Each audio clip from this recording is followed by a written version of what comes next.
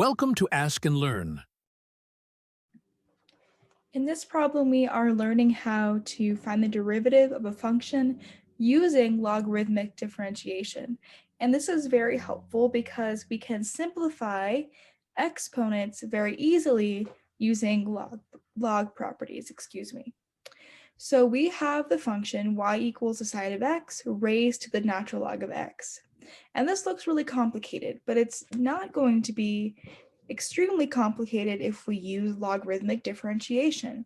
So the first thing we're going to do is take the natural log of each side.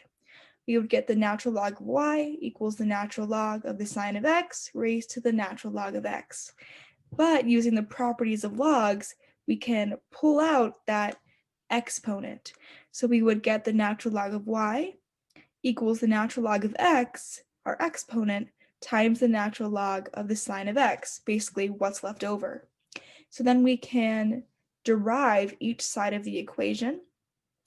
And for our right side, we have to use product rule as well as chain rule. So we're going to get 1 over y times dy dx equals 1 over x times the natural log of sine x plus the natural log of x times, now this is our chain rule component, 1 over the sine of x times the cosine of x. And then we can simplify a little bit and we can move this y to the other side. So we'll multiply by y.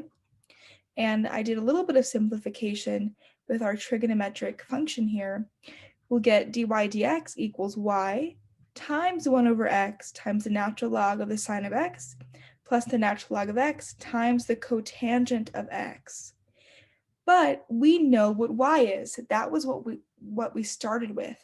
So we can just substitute that function in, and we'll find that dy dx equals the sine of x raised to the natural log of x times this entire quantity, the natural log of the sine of x over x plus the natural log of x times the cotangent of x. And that is our derivative. So I hope this problem helped you understand a little bit more about the motivation behind logarithmic differentiation and how we go through the process of applying it to a function and finding its derivative.